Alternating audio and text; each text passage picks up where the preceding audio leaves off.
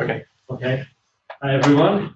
So I've slightly changed the title just to adapt to things that I think people here are mostly interested in hearing. So I've tried to gather a few of the most interesting things. Let me start from the sort of most basic and obvious. In liquid helium, we have two fluids, and generally one creates a two-fluid model to study the things. And a lot of what you will have heard, I wasn't here at the conference as well, would have been also at zero temperature where people use the GROSS-PITAEVSKII equation. But the idea is, of course, you have the whole range of temperatures accessible in experiments and very well controlled. And so it begs the question, well, can we create an analog of a two-fluid model so we have the condensate and the thermal cloud in a weakly interacting gas? And basically, the kind of scenario I want to be discussing is, so what kind of models do we use when we have both a condensate and a thermal cloud coexisting, so at any sort of non-zero temperature below TC. But what I will also be addressing is what happens around TC. So these are the two different things that I want to address in the talk. And obviously, beyond the GROSS-PITAEVSKII equation, one has to somehow account for all the thermal fluctuations. And is the idea of how you come to a theory that is computationally applicable to study large-scale problems by including these fluctuations. So I've selected here some of the activities that I thought would be of interest here. And sort of, there's Vortex is the general theme here that people are interested in, but I understand that maybe some mixtures is of interest here. So I'm not sure if I will be getting to the mixtures. I see some notes, but I'm not sure I'll get there. But it's here, and if I have time, I'll have to discuss afterwards. So these are the kind of things. So various things that have one or more vortices generated, and vortices can either be imprinted in the experiment or generated as the system is crossing the phase transition. And then, well, we'll see if we get to the mixtures where you can study how one fluid penetrates to the other one and what kind of effects happen there. So it's a question of which model to use. And actually, I use two models, and I use them sort of by choice depending on the problem. And I want to try and motivate why this is. So one approach is this kinetic approach. Okay, so the idea is this is motivated by this two-fluid analogy. You have basically a condensate, and everything that's not in the condensate is the non-condensate by analogy to normal and, superfluid and normal fluid. And then the idea here is all dynamical processes, all collisional processes are included in here. So I'll be explaining both of these models. I'm just showing you the schematic here. And sort of I'll be addressing these types of problems. And then the other model that I use quite a lot is this stochastic model. It's basically like a GROSS-PITAEVSKII equation, but it's a Langevin equation, so it has fluctuations. And I'll be addressing, this is the kind of model you need to include fluctuations. So if you want to study something like a phase transition, certainly that would be the model you need to use. That's static. Sorry? That's static. Yes, I will come back to that. That is static. There is no, I mean, ideally you want to sort of create a hybrid of those two, but that doesn't exist yet. So I'm going to focus on these two approaches. They're not the only approaches, but they are two of the most common approaches used. And I want to give you an indication of the sort of features that are in them. So the kinetic approaches, you basically have two equations, one for the condensate and one for the thermal cloud. This is, if you like, the standard condensed matter approach, where you use symmetry breaking and you say the condensate is the symmetry breaking field, and then you have the fluctuations around that. Okay, so that's the one approach. I'll be explaining more each of these approaches. I just want to contrast them starting off with. In the other approach, you have a multi-mode system. So you include the condensate plus all of those modes that are affected by the fact that there is a condensate present in the system. And then it's more reminiscent of what you might see in the experiment, because in the experiment you would not, of course, see two different fluids unless you do something special to the system. But then you have to go through all the process of analyzing, well, what is the condensate and how do I interpret those features? And you can derive this using either a standard quantum optics approaches, or you can derive this from field theory. It's effective field theory approach that we use here of the system. Yes. It seems what you define as a non-thermal part is not vanishing at t equals 0. So you mean non-BEC here? Non-BEC part. Okay. Right? So there's a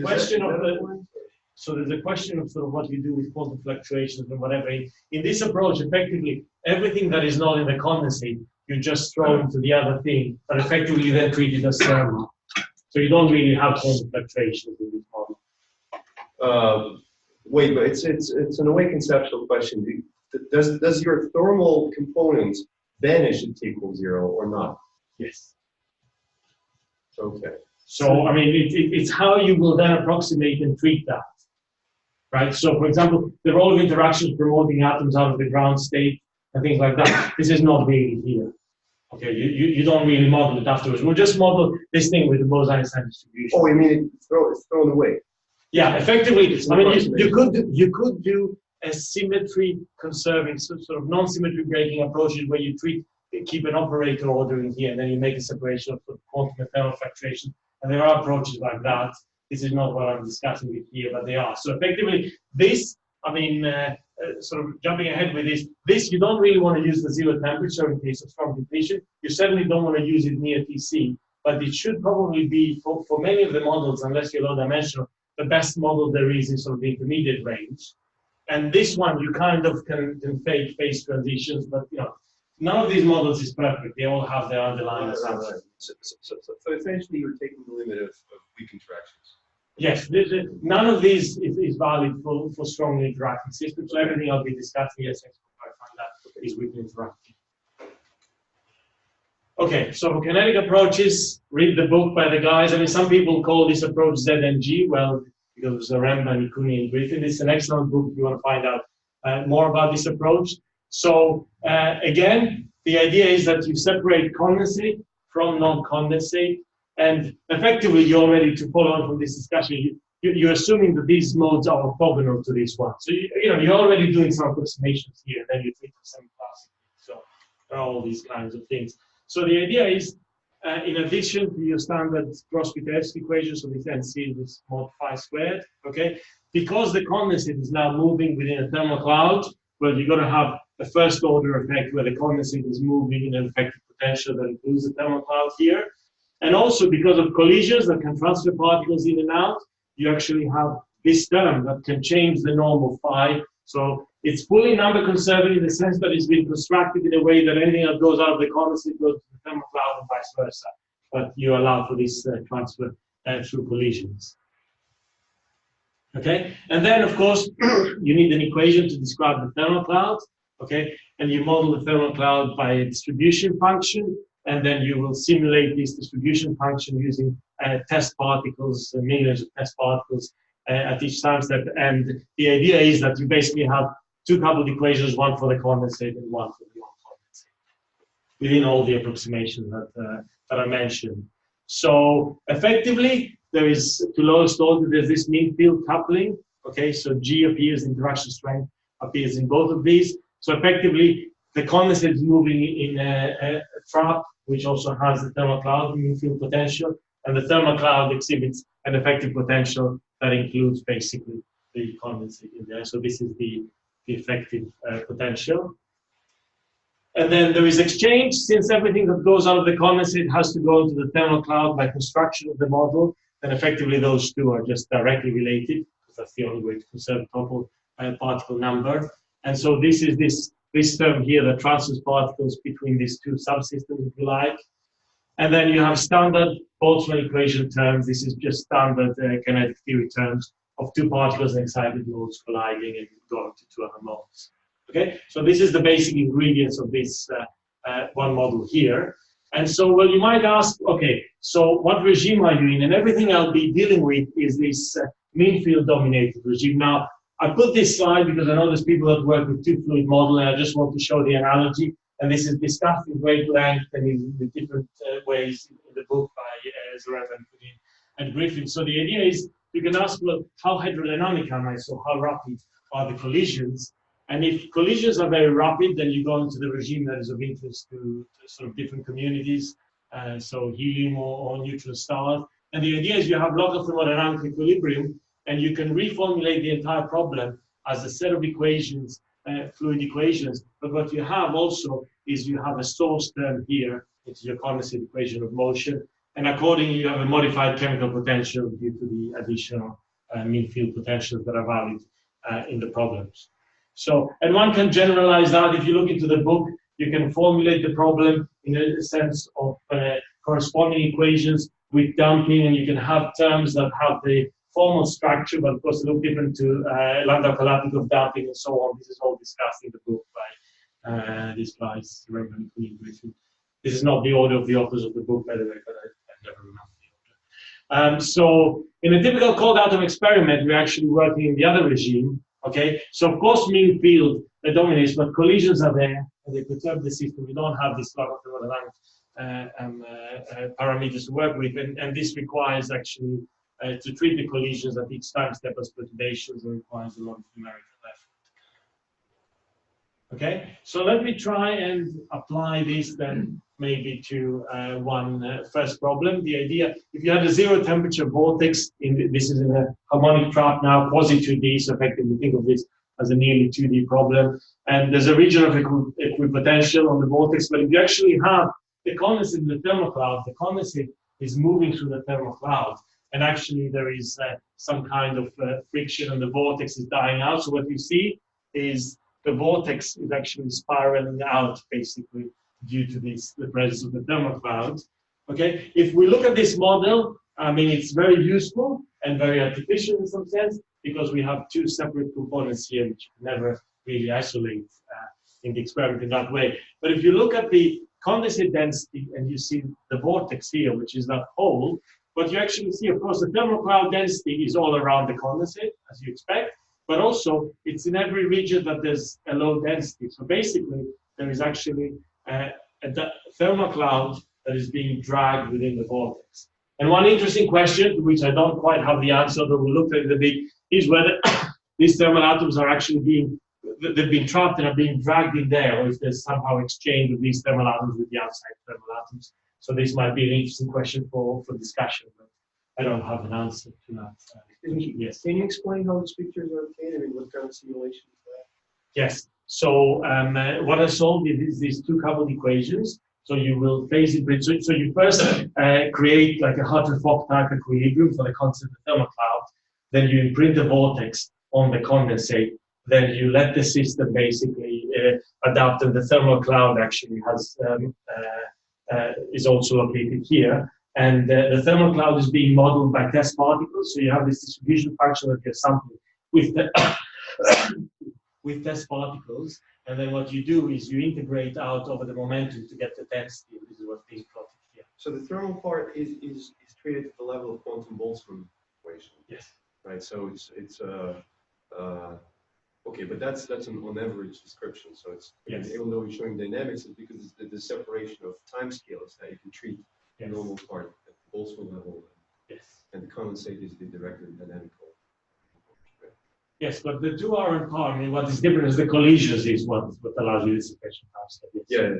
Okay. And there is also no separation momentum.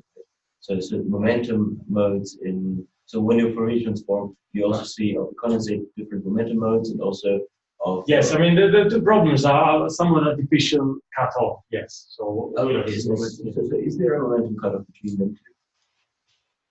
No, you don't put it extra. I think it comes basically. So you have the condensate you're solving at the level of GROSS-PITAEVSKII, right? And then for any any mode above the condensate, you're basically just solving the Boltzmann equation. You have a Bose-Einstein distribution for the thermal atoms. But there, in the equations, there is no explicit. No, there's no explicit. This approach has this benefit, but of course, there's other approximations that go in here. That doesn't mean that just because they're using the cutoff, this method actually works greatly. Okay? So, unfortunately, both methods I'm discussing have their own limitations. So it's a matter of what might describe what problem, rather than sort of the more fundamental thing is either of the theories complete. Because neither is fully complete. Yes. And for your initial state, did you have some sort of minimization? So initial state, you would like After get GROSS-PITAEVSKII by running into imaginary time, basically. Yeah, after the imprint. Yes. You will actually make sure that you go to the ground state in a rotating frame. Vortex in the condensate, and then you solve self-consistently with the ground state. You ignore the kinetic part when you do this, when you construct the initial state. No, I mean the way you would solve like the GROSS-PITAEVSKII equation. Let's forget about the thermal cloud. You actually just solve the imaginary time. When you construct the initial state, you ignore the thermal. Yes, and then you put in a thermal cloud for the temperature you want, and then you solve. Yes, sorry, self-consistent. So you cannot do a steady state. At the beginning, you still have all the equation, the condensate to get in equilibrium. You do that, but the way you create that initial state is first you put the condensate as it would be at zero But if temperature. they'll be in equilibrium, then they'll stay like that forever. Yes. They won't evolve. Yes. But they Yes. don't. But they will, like you'll get phonon excitations, I think, right? And so the ground state will If come you have a steady state, it doesn't do anything. But I Yeah, think if you have a it's- steady state, effectively it would stay there. So without a vortex, you create a condensate in whatever trap you want, you set it up, then you would put the ideal thermal cloud and you solve the three self-consistent with the potential. You get an equilibrium, and of course, So what there will you're be saying collisions is- happening, but if we go back to this equation, effectively, this R term is zero, and so the condensate stays constant, the thermal stays thermal. But of course, there is some dynamics going on inside the individual thermal levels, but when you average out, nothing I think happens. what I would suspect that it's solve the equation. You see, all the time derivatives are zero or constant.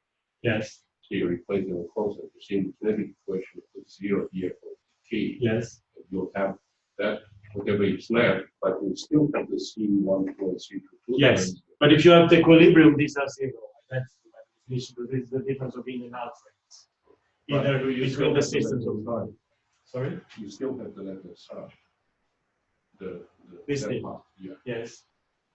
And that whole. Yes, but when you integrate over to get like the density, basically, it will just be static. If you don't do anything to give any motion to it, nothing happens. Okay. If you have anything dynamical, then of course, I mean, and actually, I mean, that is a good So point you because, stay saying that in the presence of the vortex, you don't have a steady state. yes, in the presence of the vortex is. Even if you put it in the center, and you have spherical symmetry or half circle. If you put it exactly in the center, it will probably take, we haven't done because there's no point, but it will take like a very, very long time to be kicked out by these, sort of the randomness in these collisional terms to be kicked out a bit offset and then to spiral out extremely slowly. But the closer you get to the center, the sort of more infinite the amount of time it makes to actually get into dynamics. So any kind of simulation we want to do with a vortex here, you don't put it in the center. If you put it in the center, you have to work with a stochastic model that actually people have done that actually will kick it off center. So this will not describe it very close to the center. Okay. But all the random here is just from your numerics. Yes. And in the other things, it's all from the numerics, it's just how you put the numerics. But here, all the randomness is just random collisions, where in the other model I will describe the randomness is put in to mimic the physics.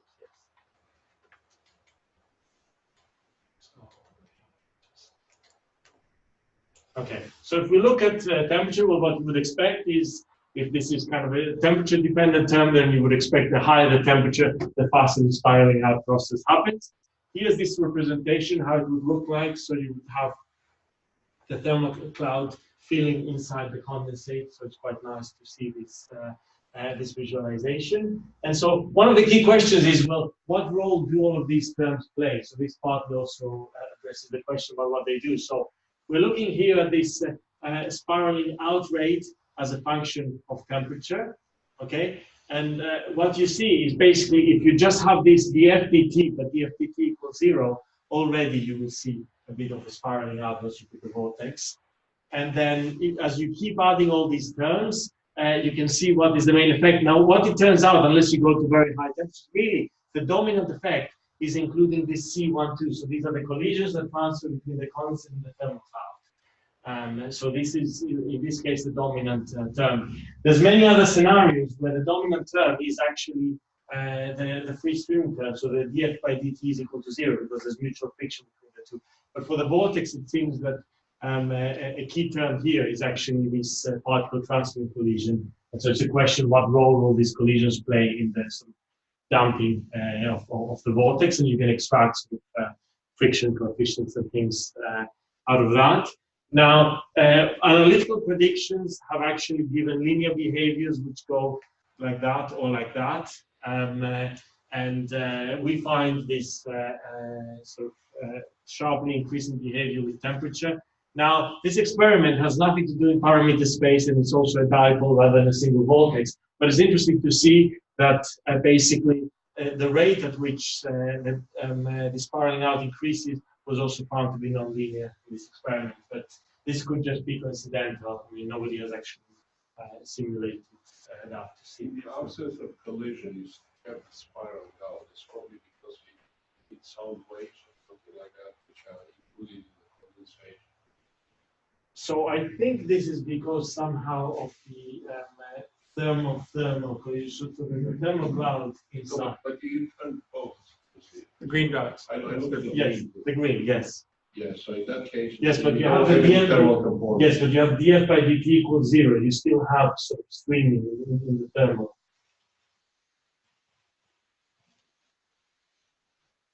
Right, so the thermal cloud is allowed. But how does it participate in the equation? Through the mean field. Yeah. You see, I don't see how it influences condensate. Yeah. Oh, no, Through the mean field. evidence. Yes. And So that's what I'm saying. For many other cases, not this vortex, actually this mean field is Then you probably would be able to see two types of sounds here in this case. Would you be able to see two sounds or not? Because you might have, you see, the regular Bogoliubov sound, right. you see, which appears because of the condensate, but now you have a sound with the collisions. You see, so there are two different sounds in origin. See, and So two sound, you mean as first and second? yeah, sound, one or of you these mean because like- of collisions. You see, which you don't have in the condensate. See, and one you have the regular Bogoliubov sound. See, so you have two of them. And there might be a role, you see, they play interplay. See, exactly to the current relation. So you see, let's assume you look not at anything in the track, look at an infinite system homogeneous. Yeah. See, in that case, you see that the genetic equation gives you a sound because of collisions. Right. Right? But then the condensate has also a sound because of. Yes, but you're saying take away the collisions now. Huh? But you're saying take away the collisions, C12 and C22 is 0. No, but you have the term which enters into the equation for the condensate. So you have the correction. See, The minus IR. No, the two go hand in hand. If you don't have the C12, you don't have the IR because it's a no, system. not the other one. You see, The N prime. Sorry, it's the N prime, yes. You see, the one you see which appears NC plus Yes, 2 and so for example, let's take a different thing. Let's assume that you somehow, this experiment has been done and we've done some modeling. You have the constant, the thermal cloud at equilibrium, and you artificially displace the two. So you move the condensate in relation to the thermal cloud, and then you get them oscillating through that. Even without C12 and C22, you will actually see damping, you will see phase locking of the two systems. No, that is what I expect. Yeah. So in this Not picture, surprised. the vortex is moving around and it's dragging normal fluid inside around with it, and then normal fluid is just If I don't have collisions at all, Yes, I still have two systems coupled. yes, Yes. absolutely. Yes, And they are coupled to that term you see which appears in the condensate. yes, the main field, yes. Yes. Right, but then you see the kinetic part, you see has its sound waves. Yes. Right. And the other thing you see without the correction is the sound waves, which I'm not sure Right. we propagate the same velocity. Right? Yes. And I should see two of them, right? You should see. So Can you see two of them? so in a different context, we have tried looking at sort of first and second sound in a 3D box. I wouldn't call it second sound, see, because they're both regular sounds. See, it's not entropy. first and the next sound. Whatever. It's, yeah. Well, we've looked at It sort could of, be something you see, which I mix up things if I don't understand. we can see with this model sort of standard sound. So for the condensate, we can also see if we're in the right regime, sort of thermal cloud sound. Yeah, as well. okay. Yes. And you'll see the different sound velocity. Yes. Probably. Yes. I have two of them. Yes. Yeah. So, But it might be but hard. none of these, you see, none of this is the second sound. Because none of them, you see, carry the input. You see, and you have Okay. heat flow without anything else. Okay, it's Right. true. I mean, Most of them are density fluctuations. yes, I mean, we've tried looking at second sound basically to see the thermal cloud oscillation in the absence of condensate. And So I don't know, it might be it's physical, maybe it's not, because basically you have two fluids which Yes. are coupled together. One is classical, one is quantum. and they're coupled. Okay, so I don't know to what extent you see this is valid or not. You see, is it? See, I'm a little bit familiar with this formula. You see how you derive it and come to that. It's very reasonable. You see, big approximation. They neglect one term here, but it looks reasonable. But then you see, I never thought of this picture. So you come to this, and you have two differentiation. Basically, it could be independent. The kinetic is not influenced by the condensate.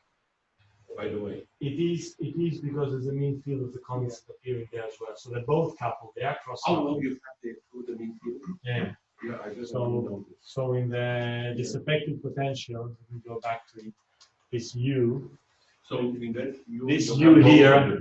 has both of them. So they are cross coupled. So it's a question of whether one will dominate or whether one will excite the other one. They are fully coupled. So any kind of motion. But they appear differently, right? Well, I mean, this is the standard thing. And C plus Q and prime. Yes. So they not by the same.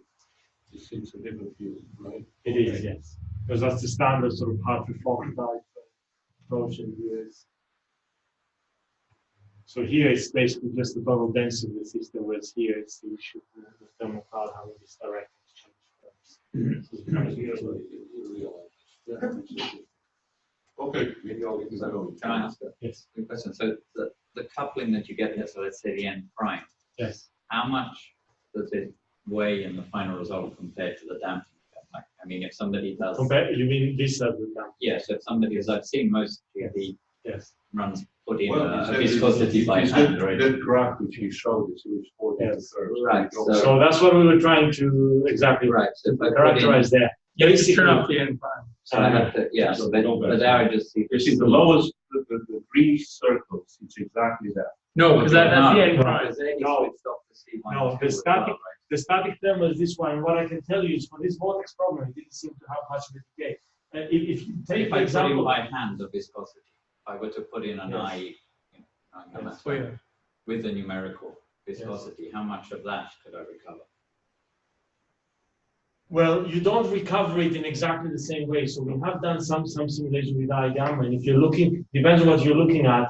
But if you get the right gamma, you can probably mimic more or less the right time scale for what's going on. But you're not going to capture these things. So, for example, this idea that the condensate and the thermal cloud, if they're displaced and they're oscillating to each other, eventually they will phase lock. That you will not get with this I gamma.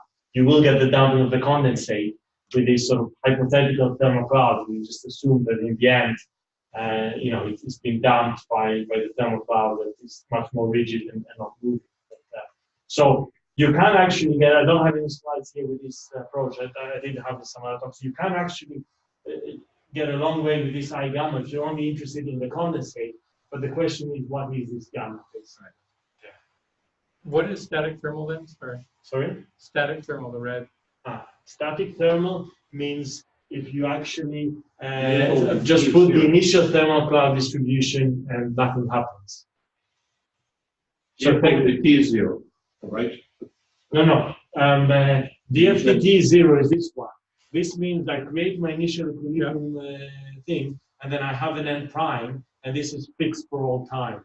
So effectively, even if the condensate is moving, so the vortex is moving the condensate, I don't change N prime. So it's completely artificial setting, right? It's just to see how much that would play wrong. So the two questions, one is, if you have the I gamma, do you get this? Just the I gamma. Yes. Okay. So it's not linear. And then the second is. Oh, I don't know what behavior you get. That's but what you I'm will get something like that.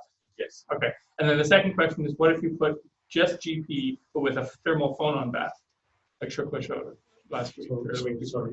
How? So you take your BGPE and you imprint on it. Well, you evolve it, whatever, until the phonons behave like the thermal bath. Yes. And then you just do an evolution with that with the vortex in it. Yes. That will decay, and that has been studied. I mean, not necessarily implemented exactly that way, but that has been studied like a few years ago. And how does that by the group? And you get a decay. It's a lot slower than the stochastic, and I will show you that the stochastic more or less agrees with this method. So I will sort of argue that it's a lot slower.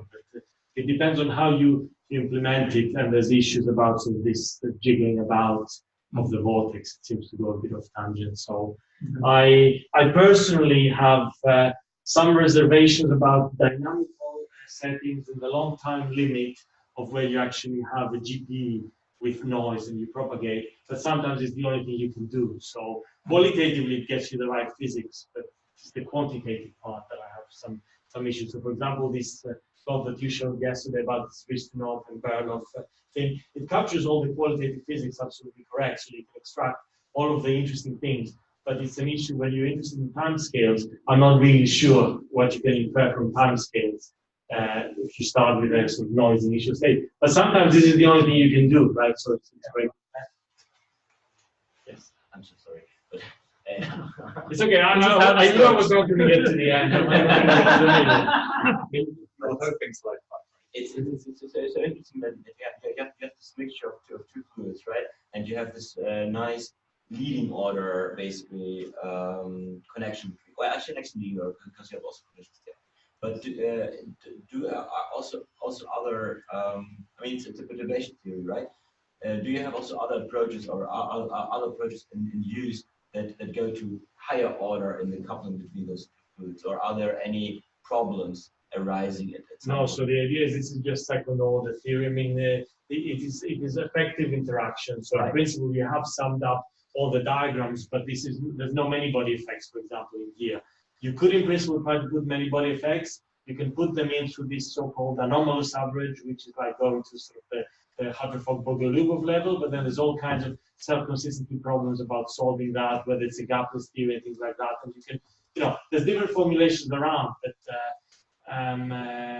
basically the short answer is no. But you can do better, but I don't think it's a way forward.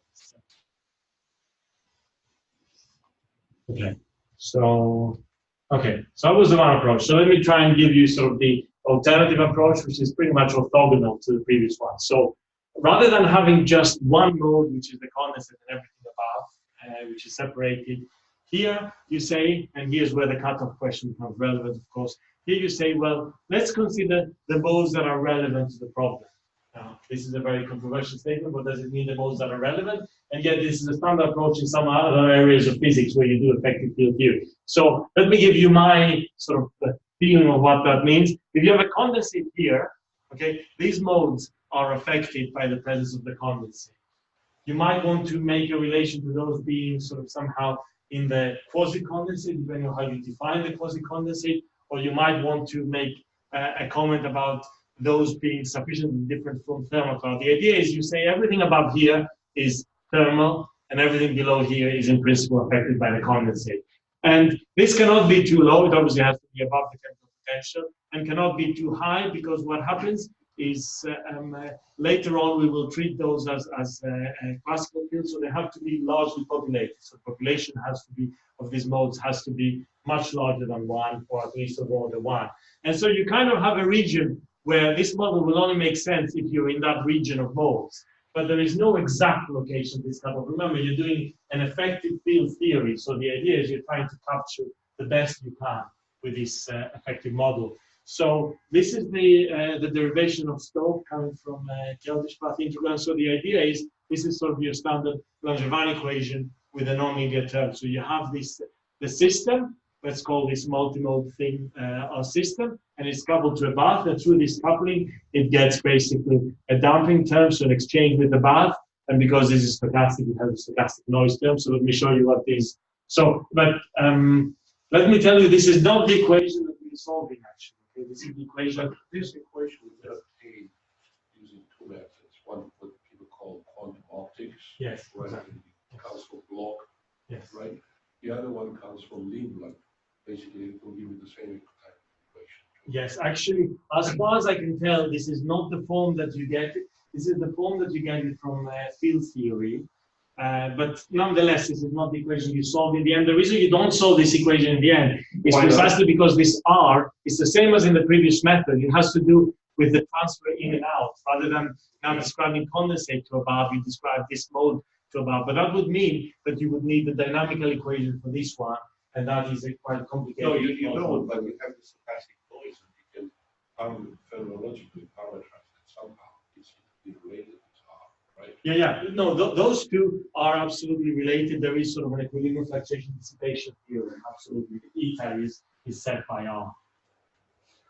Okay, so let me tell you that because you asked about the different method.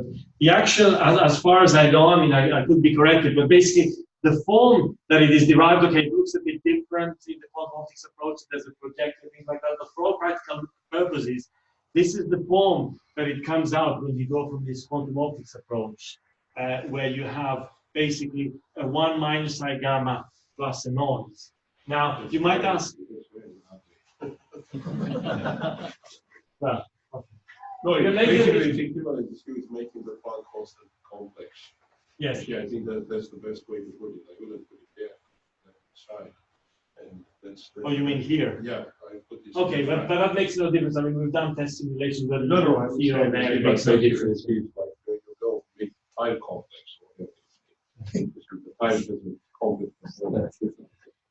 It's a strange information.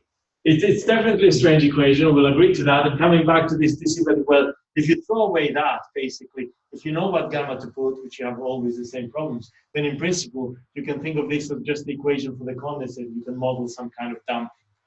You know, and depending on the value of gamma, that will give you sort of your dynamics at the midfield level. It won't have fluctuations, but it will have this midfield. Sorry? You lose the probability. Of course you do, but you'll gain an immense complexity, and anyone can. I mean, solving this equation is trivial. Solving that is not so hard, but it involves a bit of playing around with it to get used to it. And it's not technically hard, but it does take quite some. And you can always adjust mu so you don't lose probability. What? You can always adjust. We normalize this, yeah. So you don't lose probability. So the integral of mod phi squared is always constant. Yes, and that's the standard tool that we do. When they put it, yeah, but then they don't have the real part. It's imaginary. Very imaginary. So just a second. So when you do the simulation, do you really adjust mu on every step? No, here you don't adjust mu. Here you basically, I mean, in practical purpose, when you solve the equation, you fix the gamma. You don't adjust gamma. In principle, you might think gamma should be time dependent, and of course, in general, in a trap, it would be position dependent. But basically, you just fix the gamma, which effectively fixes your mean amplitude eta. So gamma and temperature fixed out. And that's all how you. And then you don't denormalize mu. Yeah. So any kind of quenches we do, I mean, you can do quenches by quenching mu, or you can do quenches by quenching T, for example. Those are your control parameters, basically. Again, the potential, the temperature of the bath is the only sort of control parameter you have in the system. Is that okay? You're looking. Well, that's okay. Right. So this is the equation that we solve now. In going from this to the 1 minus I gamma, look at what's happening. Here, in principle, I have this is the thermal cloud, this dynamical. But now I say, I throw away this thermal cloud, but I make another important approximation. I can only write it in this form, and I can show you later if you want how it comes about from the field. But I can only make this if I go to this so-called classical approach, and we know that already in the classical approach you can just use also the GROSS-PITAEVSKII equation, treat it as a classical field theory. I mean, it's all the same thing. You're basically saying that as long as the population of this mode is much larger, or at least larger than 1, then this is where I put the cutoff. And anything where it's sparsely populated, I throw away. If you would take this cutoff higher, then this is wrong, because in going here, you have already made approximation. There's no Bose-Einstein distribution, there's a Rayleigh-Jeans distribution. So you have all these issues of sort of the problems with classical field theory as opposed to the full model. But this is the only thing that people are actually solving, so with all its caveats. I mean, then, although there's different approaches, the essence is more or less the same. There's some differences in implementation of the things, but the essence is the same. Anyone that solve this kind of equation. And of course, as you point out, eta and gamma now are related. And there's this fluctuation dissipation here. So we do the same thing in the previous one, the previous equation. In the two-coupled equation, you mean? No, the one that you saw before this. Yes, but then what you need is a dynamical Boltzmann equation for this. No, you see, I know, for example, you write an equation, it's called Lindblad equation, it's called open quantum system. Yes. And the only approximation there is not approximation, it's something that the process are called. Yes. But that's an equation for the density matrix. Yes. That's a heck of a complicated problem to solve. Yes. You see those two. But I mean, So then what they do, you see, they put a stochastic wave function. You see, they have a Hamiltonian which is exactly the same Hamiltonian. They have a noise, but the noise is multiplicative. You see, it's not yes, additive. yes, You see, that this is the only difference. Eta is multiplied spot. yes, But then you relate the eta with the R. You yes. see, they're very simply from statistics because you go from. Yes, from but do you have the dynamic? It's like going, you see, from pocket one to algebra. Sure, You see, sure, it's sure. a similar mechanism. Sure. And then you obtain the equation, but it's, and that to me looks more natural if I put the phi there on the right side. Multiply eta with phi. Well, in principle, if you look at this one, if you look at the exact forms, so this IR is actually somehow related to the difference. I think I might even have, let me just check 1 second. But anyway, you see, I think there is another form of the equation. Sorry. So if you look at that, so for example, this is going to be technical now. I mean, you have this IR, and the IR is set by the difference of the in and out rates, okay? And you have all these kind of terms with the usual n plus 1. But then eta is actually saved by the self-energy, which is basically the sum of those, which is the fluctuation. So as long as you can self-consistently treat those two, then yes, you can, of course, go back to that. This is slightly different equation. Maybe I should talk to this live. Okay, maybe we can talk after. Let me, keep going. Hang on 1 second. I need to go back to the right slides now. Sorry, give me a second.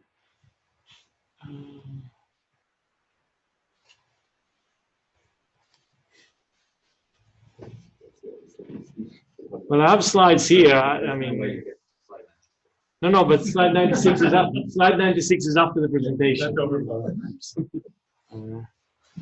I did not even intend in my wildest dreams to get to that much. But it's there because you see those questions. I just need to, why you call it multimode? Sorry, what? Multimode. Because basically what you have here is you have a whole load of modes. You don't just have the condensate. You have the condensate and all these modes whose spectrum is affected by the condensate. So when I solve this equation now, what I get for phi is not the condensate. I have to do extra work to extract the condensate out of that.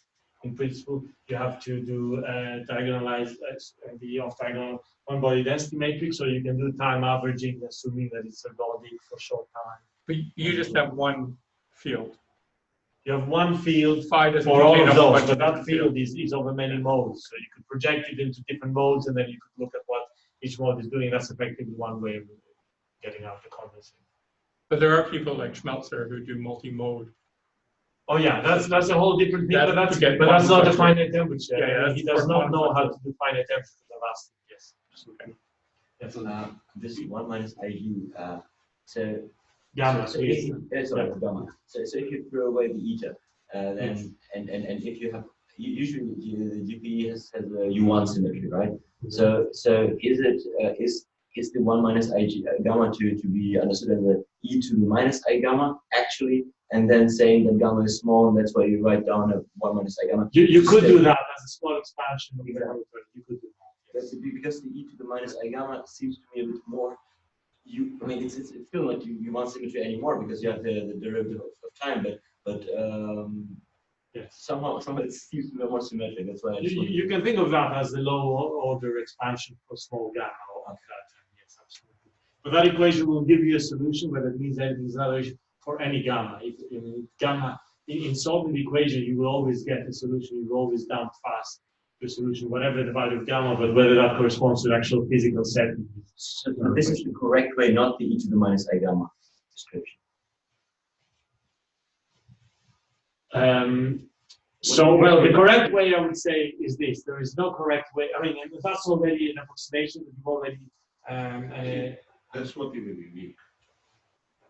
Well, and if you want, that's not even the full story. So if you go into the sort of full subsequently derived equation of the Pythagore, there's also another term here that has to do with sort of scattering terms between these modes and has an extra weird noise. And again, that is still not the full picture. There is even a third term that is ignored there. It's a question of how all these terms. So it's always, I mean, you have to stop somewhere and say, where do you think the main physics is? I mean, well, you see, if you do many-body theory, way I learned to see abricosal geologies work. You write the equation for the self-energy, which in principle can't typically that's done. They do it for the Bose system there, but I'm more familiar with the Fermi system. You obtain an imaginary part like that, and it's called optical potential, which is known for even longer shades, used in atomic physics, nuclear physics, in the 30s. And it never appears, you see, as a factor, as you put it in the equation, C1 minus I gamma. Simply an optical potential. And that has very distinct properties which are controlled by causality.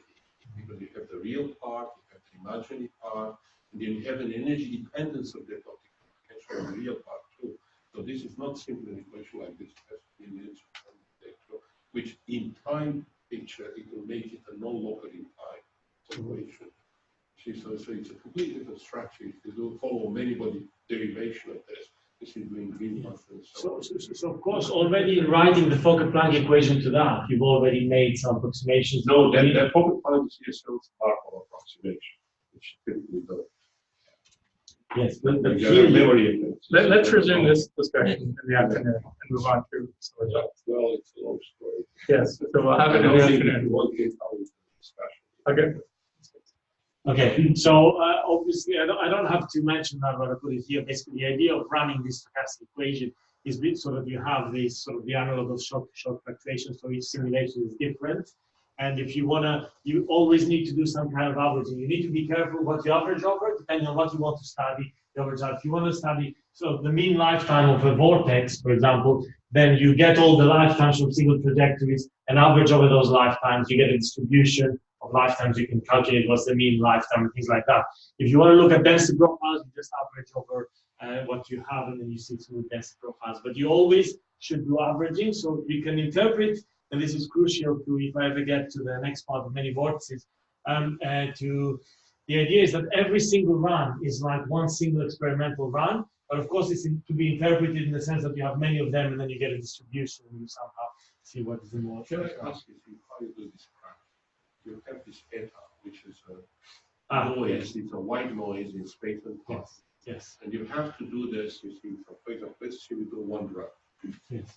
You insert the delta, you see it some arbitrary position in space, and turn it off. And then you put it again. So how you do it, for example, how I solve this numerically. Yeah, what you actually how you implement, not numerically. Numerics is different. So what you effectively solve in the end is an equation that looks like that. You redefine your noise field. So that's the equation that you're actually solving. Okay, so what you do is you effectively assume with this kind of exponential evolution that you mentioned. And so what you end up doing is you solve this equation. So basically you put, you know the mean amplitude here, and you put at each position. Sorry, where you didn't have that. So you had simply white noise, it was simply white noise. And now you see the way you have it, you see H on psi. You have to follow the derivation that he hasn't given you. Sorry, I've lost you where you're asking the question. Yeah. Looking at this equation. Yeah. You redefine that. Okay. So I redefine the noise basically in order to solve it. So effectively, this, I mean, this is discussed already in the first reference that I put this Stoke Balzma JLTP 2001. That's sort of the approach that they use there, and that's what we've used. I mean, there are differences on how this is solved by sort of the Tago-Brisbane group, but I mean, in essence, it's the same kind of thing. But of course, the numerical implementations will differ. Okay, So there you go. Why I have so many slides? Okay. I mean, I was trying to anticipate everything. Sorry, but no. This is good. This is good. That's why I'm here as well. To be interrogated. Yes, I like interrogation. Yes. So the obvious question to which an answer didn't exist for quite long is actually how do these methods compare? So I tell you we have these methods. I use them when I want for whatever problem I want, but surely we should know if there's any relevance to them. So there's been two kinds of comparisons. There's been something done by Matt Davis trying to interpret an experiment of Gila where they found some generally good agreement with the two methods, but there's all kinds of issues also with that experiment. And then there was this other analysis here. So we have all kinds of problems in trying to match the two equations. So you were asking before what happens if in the kinetic equation I place the vortex in the middle. But if you place it in the middle, it will practically always stay there unless you run for a very, very long time. So we would never study that. We would always put it off center. There's also all kinds of constraints about what temperature regime, what system size, and all what kind of things. So we came up to the best possible compromise. And when I say we, I mean Ashton Bradley was running this problem again with his students and simulating things. And we thought, well, why not compare with what we do with ZG? So what is shown here is basically this red thing is a stochastic trajectory, this stochastic projected GROSS-PITAEVSKII calculated by the group of Ashton Bradley. And what you see is one run for a vortex spiraling out, okay, one run. But what they've done is they've done something like 100 runs. They've done a histogram of the analysis. They've taken the mean time, and then this is plotted as the most likely outcome. So, and that's a typical one. Each trajectory will look different, of course. So this is the radius of the spiraling out of the vortex as a function of time. Then the black, but we don't want to start it too close to the center because nothing will happen. I mean, the theory doesn't really work to start exactly the center. We started here, and this is the Z and G. So this is now coupling to the Boltzmann equation and everything. And I have to say, we've done that for two different temperatures. I have to say, I was quite happy to see that, possibly a bit surprised. In fact, maybe secretly I was hoping that they were going to show a difference. But it's remarkable, you know, this is no coincidence. You could argue that they're not exactly the same, and there's certainly room for improvement and more comparison. But it's very nice to see that more or less for problems in the comparative regimes, actually they lead to more or less the same kind of time scale. So this is very comforting to see. Maybe the phenomenon is insensitive to absolutely. So you say it happens for whatever you do. I'm not saying that the models have the same physics. I'm saying that at least it's interesting that in one case where it was tested, and as I said, there was another case with excitation frequencies that Gila, and more or less it was similar conclusions, although it was a bit different. Yeah, what's the pink band? The big band is sort of all the different trajectories that you have. So they become wider and wider. Well, you have some where it decays very fast and some where it decays slow. So we have a distribution of decay times, and this red trajectory is chosen as the most likely thing out of the distribution. So of course, with the stochastic thing, you will have, depending on the average of the noise, if you have strong or less strong noise, it will change. But that's inside the kinetic model, it's also stochastic, but they do only one run. In principle, you should do many runs. That's what he's saying. No. No, I'm not saying that, but actually, no, but it will not be different. So in the well, you see, actually, a couple of years ago, I talked to Eugene about this. He was here, and he said that they always do one run; they don't do multiple. Yes, but they're not very different. Well, he never said that. Well, I say that. Yes, you say that. So I've been having that for 10 years. But for example, they solve the equation, they do thousands. Yeah. You see, here I don't think it was anything comparable. No, but there is no need to do that. You will find the same, whether it's right or wrong, but you will find something which is very, very simple. This is only averaging over the implementation noise because you're doing a molecular dynamics, right? Yes. So no, there's not the same thing. Okay. No, because this is basically a single trajectory which is stochastic. Not the kinetic. Yeah. Not the kinetic one. The kinetic one is basically one. There's no The kinetic is one. The only noise that comes in is the Monte-Carlo sampling of the collision. Yes, exactly. Yes, but that doesn't have because it's an average effect. So you already because of the There are instabilities, there are all kinds of things. But anyway, I'm not sure. This area is not. He has done this for 40 years already. Sorry, George Purchase, he's down the hall. He wrote the manual for this. They always do something. You see, if you do only one, you see, they don't obtain the right picture. Okay, so maybe I should introduce. well, let me just feed in one comment to this discussion. Yes. So it's something very different that I'm happy to share with you later. For example, looking at the deterministic generation through a non-equilibrium scenario across the Josephson junction of a vortex ring and the dynamics. It is true that when we do the dynamics, the thermal cloud sends these generated vortex rings off axis, and every time it will go slightly differently off axis. So of course, it will not decay at exactly the same point. So of course, there is some dependence Here it's a bit more special, this quality. I don't think it will depend very much, actually. Okay. That band is not 1 sigma, right? It's extremes. I'm not actually sure. It doesn't look like 1 sigma. Yes.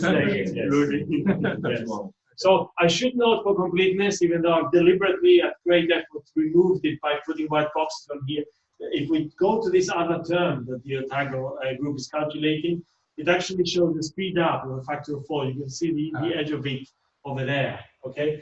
Now the problem is that there's all kinds of terms you have to include. So of course that extra term, these so-called scattering terms that they have that I don't really want to say much more about, are there, but so are other terms. So is the issue of where you place the cutoffs. So what would be really great is if actually there was an experiment to really tell, because here's 2 methods that more or less, even with all the caveats, lead to the same kind of physics. And here's another model that leads to something which is not 10% or 50%, it's a factor of 4 difference. So either it's there or it's not there. And that's where experimentally should really see that to see what it is. But I don't want to say anything more about that, but I did want to note it, that there are, if you want to find out more details, look into that paper.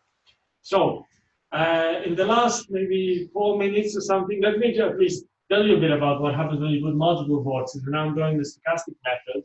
Okay, I'm going to zoom past.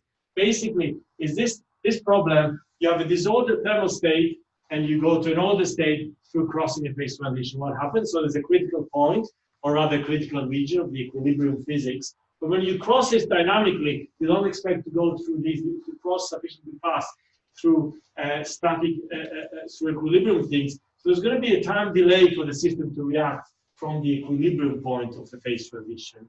And so, and then later on, there's this phase ordering process. At some point, you will enter this scaling hypothesis regime where you can collapse correlation functions on top of each other.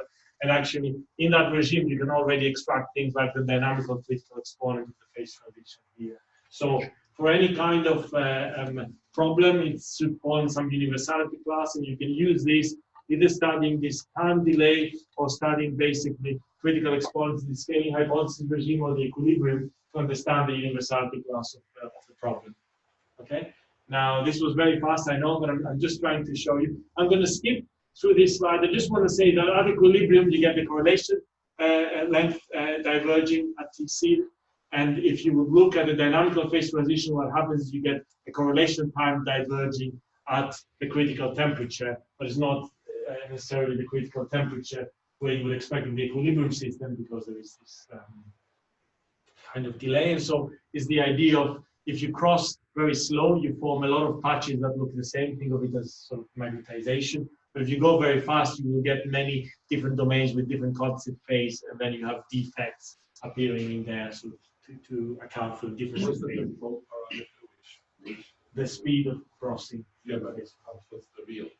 How you control this? How I do that, I will tell you. So here we change P and mu actually here, or you can change G. So let me skip through the cold atom literature, but I wanted to make one point. Early on in the first decade, people were looking at condensate growth, and then people started looking at coherence growth and started looking at this controlled crossing of the phase transition and trying to look at this idea of Kibble-Zurek, that the average number of defects generated when you're crossing at a finite rate is somehow related by power law to the rate at which you cross through this phase transition, basically this quench rate. Now, I know I'm going fast, but I just want to show you something of what we do. There was an experiment done which basically has a cooling ramp, then at some point stops, and where it stops, then it sits for a while, then they do expansion imaging, and then they look at how many defects they can count, because you can't really count at the time of the phase transition experimentally. Even in numerics, it's almost impossible. What they found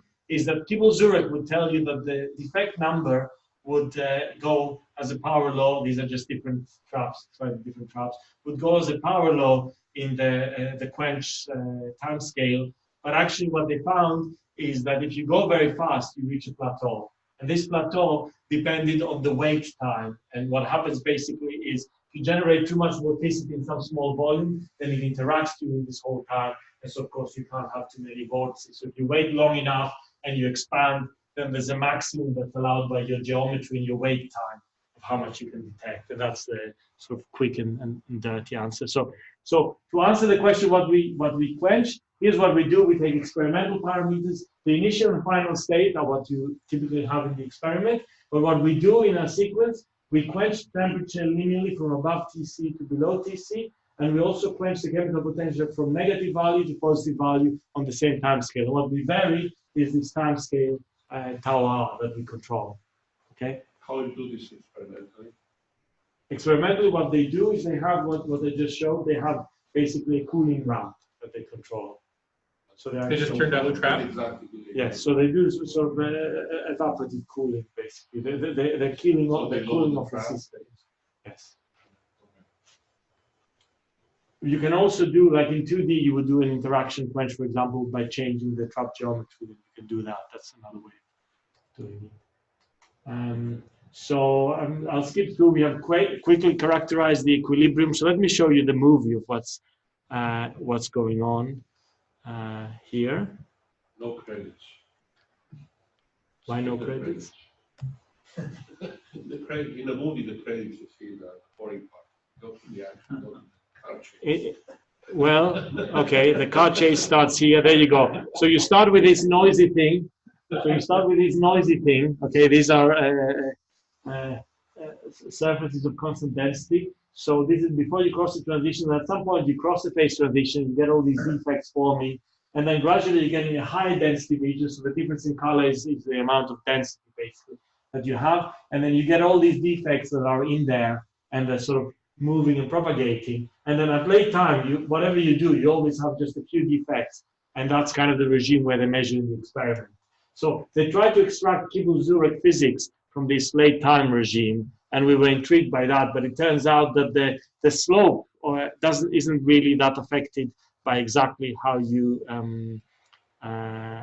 much you weight, but the number is affected. So effectively, you have the system reaches the critical region, then you have all these defects in the system, you have loads of reconnections and things, a hell of a complicated process going on. Eventually, you reach this kind of regime, and that's where they can measure in the experiments.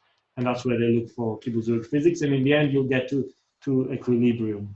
And just to, I'll show you maybe one last idea. And then, so in crossing through this whole phase transition, let's look at that. So the idea is that the system crosses the thing. We can measure this from the correlation length that we see. This would be the region of the equilibrium critical region, and this is more or less the dynamical critical region where you see the correlation length start growing. Here you see, in here you can see this divergence of the correlation length at equilibrium. So we can characterize this time delay, which is this T hat in Kibble-Zurek theory, and we can actually see the whole process starting from thermal to purely equilibrium condensed at some finite temperature by looking at the difference in the equilibrium and the dynamical coherence length as a parameter. And so if we do that, this is kind of the picture that kind of, we start somewhere way here, where we're at the equilibrium at the finite temperature. At some point, the equilibrium one starts growing, equilibrium correlation length. So this scaled effect that tells you the difference between the dynamical and the equilibrium jumps up to 1. Then it hovers around here for a while until the dynamical one starts growing. This is sort of the estimate of this plus T hat in Kibble-Zurek theory, and eventually it decays and equilibrates here. This is kind of the whole picture of a dynamical crossing of the phase transition. What happens is you're getting basically a lot of vortex dynamics going on here because you're getting all these defects generated in this area, and then they're killing each other off, and then in the end you get the system growing more and more, and more or less the dynamics that you have is the dynamics of few defects inside the system and how that goes in infinite time limit to sort of the final equilibrium. And I have a lot more to say, but I guess probably time's up. So I'm happy to stop here and then. Yes. Which approach did you use? The stochastic one. With all of these, you can only use the stochastic approach because everything I'm showing here is one run, but everything that we extracted, also looking at this evolution of defect number and everything, is an average between 3 and 7 runs that we've done. One thing I didn't specify is it's not just costly running the simulation, but then you have to analyze to extract what is the condensate mode. And the way we do that, we can't actually do ensemble averaging of the correlation function, so the off-diagonal one-body density. So what we do is short time averaging. So obviously the averaging time has to be much shorter than the crucial evolution of the vortex and everything like that. So all these images that I'm showing you here have been obtained by short time averaging of a single trajectory, but then we have numerous trajectories to get error bars and things like that. But numerous means only a handful. It does not mean 100 or 1,000 here. In 2D, we typically do 2,000. In this really complicated, large, elongated 3D system, we typically do of the order of a handful. And I guess because time's up, let me just put, I need to put the people who did that. So credits should go where credits are due. So let me, so kind of, well, this is kind of this cartoon. The person who did all these simulations, Gary Liu. The earliest simulations from Newcastle ZG were done by Joy Allen. And then there's a whole network of collaborations with also collaboration with experimentalists at Trento and Franco Del Fogo. And well, some of the things I showed you were obtained. Well, I didn't show sort of the middle thing, but some of the stuff were obtained by Ashton Bradley's group. And then in some of the things I've collaborated with Carlo and Eugene. And just as a spoiler alert, sort of you go to multi-component and you cross the phase transition, you get a lot of interesting patterns developing, and at a late time you can be caught in a metastable state actually. So depending on how all this decay happens in the one component which grows faster, because typically one component will grow faster and the other will pull from it, then you may get different patterns in final evolution time, experimentally relevant evolution time, and depending on how these defects capture the other component or not. Here they're immiscible components, so blue and red are different condensate components, but they repel each other.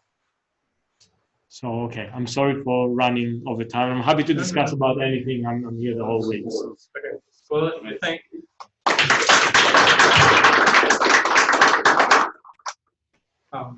Are there any questions?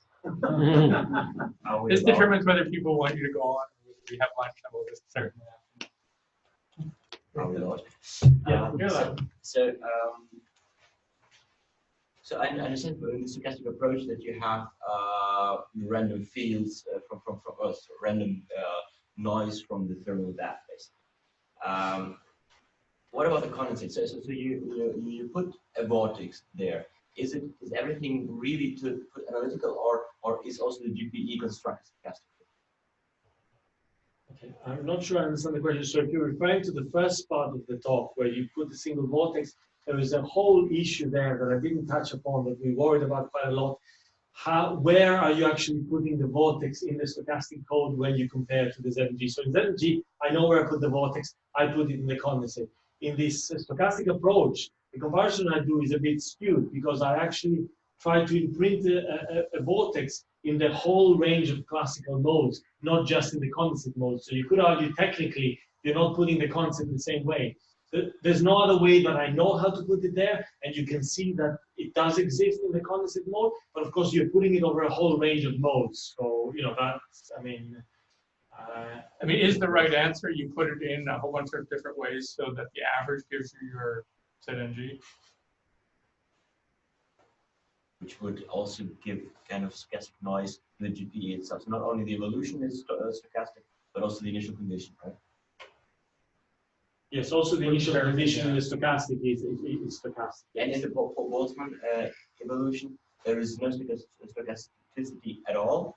No, just the collisions, Monte Carlo stuff. So yeah, just the collisions, but otherwise you really have analytic description of the initial state for your GPE and an analytic description for the initial state of your distribution of the thermal distribution. Yes, but when you solve them coupled, that's done numerically. Of course, because you have. There is also something else in the ZNG. You have to do some kind, because you're solving is like 100,000 or millions of test particles there, and then you get a distribution. The idea is that they sample the thermal distribution, but then you have to do a bit of smoothing of the thermal distribution. Of course, you don't want to smooth too much, because if you look at the region of the vortex, if you smooth out there, you will actually get flat values. So there are all kinds of issues when you get to the sort of, nitty-gritty of the numerics. One thing that we did see, though, is that the amount of thermal cloud inside the vortex core is actually dependent on temperature. So in some initial thing following on from some early suggestion by early Cornell, we said that maybe you could use the amount of thermocloud trapped in the condensate as a way to do detailed thermometry for your system, for example, equilibrium. Because you can really see a dependence. Whether you could actually do that experimentally, I don't know, but it came from a suggestion from some paper very Cornell early on. So we just looked at it. But when you showed the single vortex, it was mostly the condensate, thermocloud was outside.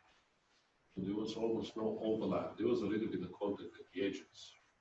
You're talking about the separate condensate and thermocloud. Yes. Yeah. The pictures look like the cores were offset. Yeah. Yes. And when the vortex is inside, there is basically no thermal component there. No, but the thermal component is trapped inside. I mean, it's an isosurface. It depends on where I take my cut, right? I mean, I can show you something that will have thermocloud everywhere. No, I understand. So if you look at the profiles, let's say, I mean, a typical profile of a condensate with a vortex would look something like that. And for some finite temperature, the thermocloud would look something like, something like that. So you mean that thermocloud gets advanced inside the vortex? Yes, yes. But it's non-zero everywhere else. I mean, obviously that value. No, I understand that, but see, this is the thing with the theory. Sorry, what are you trying to do? I'm showing you pictures. Okay. Yeah. So what happens is, yes, here it's enhanced. So when I showed you that plot, it was basically just looking at the region sort of around here. So we're just picking up on those points. So why that happens, the enhancement? Sorry? Is there an understanding why you have this enhancement? Well, basically the thermocloud, because of this potential that's moving into the thermocloud, will sit everywhere where there's not condensate. So here there's no condensate because the vortex is a hole, so the thermocloud sits in there.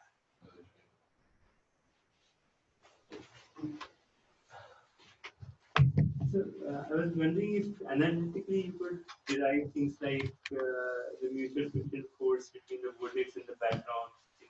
Well, there are these Schwartz formula from some time ago, and what we can do is we can map those into ours, and I have some plots showing values for alpha and alpha prime of that Schwartz formula. And alpha prime is very tiny. We're not even sure if it's positive or negative. We just say it's very tiny, so it's consistent with being zero, which is what people say and people in Hebrew think as well. Alpha increases with temperature in a nonlinear way. That's what we find from the simulation. So, it's all extracted numerically, but by mapping onto sort of this formula. You showed at one point you see this exponent if you extract, and you had this. The critical exponents, yeah. Yes. And you showed it. But the thing there, when you showed extracted the power law, it wasn't even half of a decade there. So basically, what you plot there, it would be anything that will look the same, the log log. Which one are you referring to? Kibble-Zurich scaling laws. So the experimental or the theory one? No, the theory. The theory, yes. So, well, we have 1 decade. I mean, it's very... Okay, no, I didn't actually show you the theory one. Here's the theory one. It's even worse than what you might hope. So the decade is there for the theory, actually. This is the theory. All of these are the theory ones, and this is the experiment. And these are the theory. The problem is that on this log scale, where you have less than 1 vortex, I mean, we could do a few more runs, but you would need to do a factor of 10 or 50 or 100 more to really constrain this noise, because most of these have almost no vortex. So if you have 10 runs and one of them has a vortex, the error bar we've taken here is basically associated with just one run having 1 vortex out of 10. And it's impossible to constrain that anymore. So the only thing we can say, well, the one thing I can say quite nicely, which is a bit cheating, is because this system is neither 1D nor 3D, it's elongated 3D, but the physics is almost 1D-like. If you would take in a harmonic trap sort of 1D or 3D, if you would 1D, you would expect a soliton, so you would have 7/6, which is this kind of thing. If you have a vortex, it would be 7/3, which is this. And certainly, all our analysis, and even if I look at an earlier time, I would find something like here and down there. All of it lies in that range, but I could never get any value out of this. In fact, I didn't even want to think about Kibble-Zurich. We're trying to make a relation to the experiment. I mean, Kibble-Zurich is... My question is really a reason to extract the power law here from such a long plot when you have basically barely a decade there. don't know, you see almost any other function, decaying function, fit there too. Well, what you're trying to say is if Kibble-Zurek would work, I mean, there was a whole thing, and it's happened across many communities, and I think they have the same problem with decades. I mean, it's not just, so the idea was, does Kibble-Zurek hold? Yes. So if you ask me, Kibble-Zurek is sort of interesting thing, but the whole idea is not Kibble-Zurek. I mean, maybe we were motivated by that initially, but the idea is to study this whole non-equilibrium process. But it's remarkable that actually, if you do Kibble-Zurek, even in a complicated sort of inhomogeneous across dimensionalities thing, it at least qualitatively describes what is happening. I'm not for one moment saying that Kibble-Zurek is what exactly is happening and that we should be exactly fitting with that. Okay, thank you very much. Thank you.